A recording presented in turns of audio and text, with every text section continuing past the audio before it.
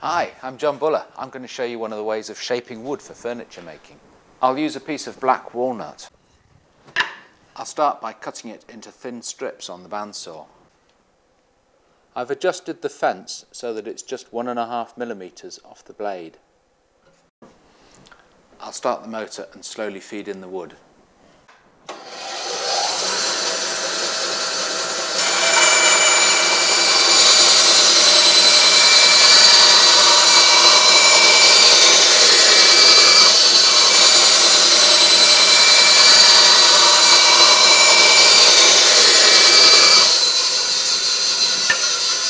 Unlike the block I cut them off, these thin pieces of walnut can be easily bent into shape.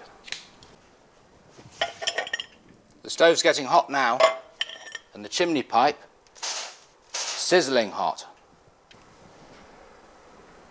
Now I'm going to take one of the strips of walnut and press it against the pipe to heat it and start to curve and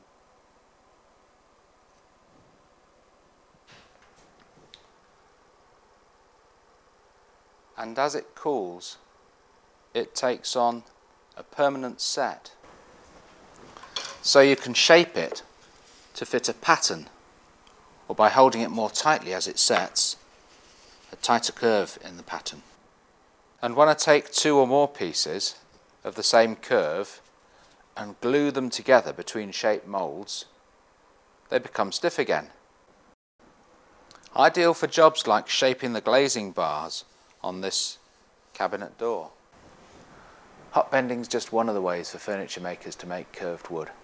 Thanks for watching this short video. I'm John Buller.